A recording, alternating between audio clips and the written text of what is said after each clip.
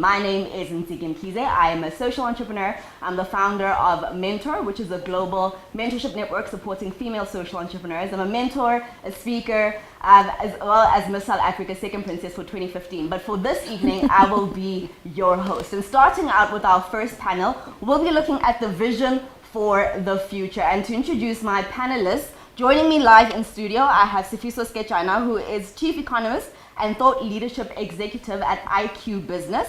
I then have Stephen Hollis, who's the IP lawyer at Adams and Adams.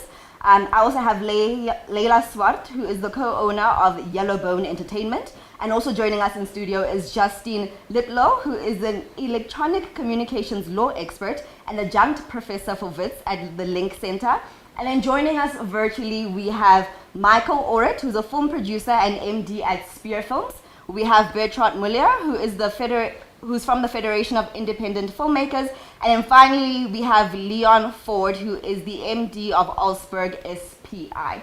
So I know a lot of people are probably thinking about, where is the South African film industry at the moment? What is happening with the production sector, especially looking at this post-COVID era that we're in? We're thinking about creating employment opportunities. We're thinking about economic investments. We're thinking about attracting external investment. And Sfiso, I want to start with you here. I know you are on a number of committees that have been doing tons of research, that have been advising the government. And I want to find out, how does the film sector impact on job creation, and especially when we're thinking post-COVID? What are the numbers looking like?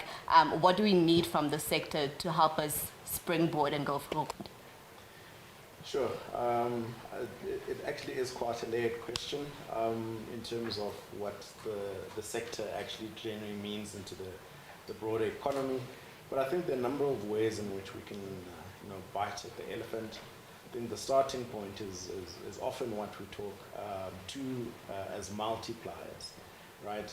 And if you look at a post-COVID recovery strategy, for example, for tourism, we know that in tourism, for every R1 that you spend in tourism, there's another R1.50 that goes into other sector supply chains. And this is just the supply chains, right? And so it's fuel, it's manufacturing, it's retail, etc. And when you look at broader industry, for example, that multiplier can go to about 4 times. And so it's an understanding the network effect of this particular sector. And I'll stick with tourism specifically.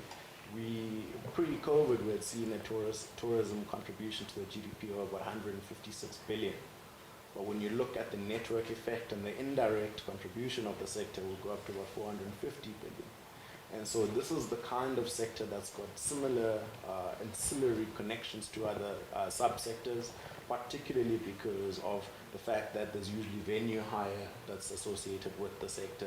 There's vehicle, there's equipment, and all of these things and then there's food as well, right? And so it is one of those sectors that touches almost every single sector in the economy.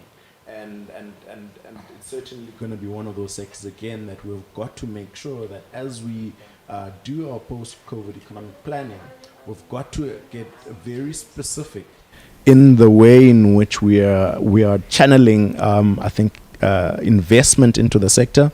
There are a number of challenges, of course, that we've continued to hear is that, well, what are the things that you must look at when you're trying to galvanize growth? One, there are the broader economic variables. 2 is, call it legislative environment. And 3, it's investment, right? And so the variables that we're talking about from an economic variables point of view, it's employment, for example. This is a sector that employs, 66% of the people employed in the sector are under the age of 35. And we saw the unemployment numbers coming out today looking terrible. I mean, with a labor force of about 16.5 million and 11 million people without jobs. And this is also the sector, as I said, that does employ predominantly young people. You've got to then understand that you've got to galvanize the sector to continue to operate in a way in which it can create employment. We've got other, particular economic variables, again, that speak to, we heard the president yesterday saying the borders are open, which means now we can have, I guess, some opportunity of inviting people who would otherwise come for shoots and leverage and take advantage of some of the benefits like good weather and sun staying out for much longer in terms of shooting for natural light. But then you look at the legislative infrastructure, and you've got to understand that not only is the Copyright Amendment Bill, right, in terms of there's a spirit in which the bill was intended to be amended and what it may offer for the economy. We understand that there are material challenges in how that, what it, in its current format, how it may not fulfill the spirit or what it intended to offer, right? And over and above that, there are other legislative frameworks, POPI, right, Protection of Information Act, and how does information sharing, for example, impact how the industry operates in terms of how it reports and collects numbers, etc., around the participants in the industry, right? There's DTI incentive structures, right? All of those things are things that talk to the way in which this industry can operate, understanding that we've got to get to a point that when we're doing all of these master plans, how does the regulatory framework enable growth? Right, we've got to look at regulation from that point of view, and not from not try to backward engineer it. And I think that becomes a very constructive conversation around legislative impetus. And then, of course, it's an understanding that there's domestic investment as well as foreign investment, right?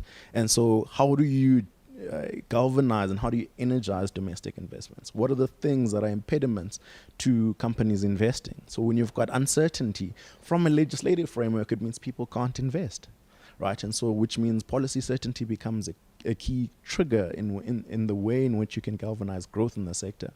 When you're trying to get foreign investment coming into the economy, what are the things that bring parity in the way in which foreigners operate here, as well as domestic economic agents?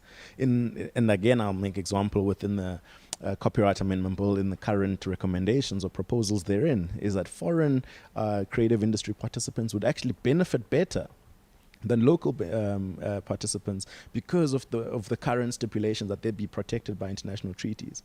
So there are a lot of things that when we look at growth in the context of the sector, we've got to understand is that yes, there's a conversation around sustainable growth metrics, inclusion, making sure that black people are participating sustainably in the sector, women are participating sustainably, young people are participating. But then also, as I said, that there's the leg with the legislative frameworks, as well as then the leg around driving investment. I think once you understand how all of those connect, we can truly get on to, I think, a more prosperous journey towards energizing growth in the sector, and also respecting the role that the sector plays as a sector within the broader economy.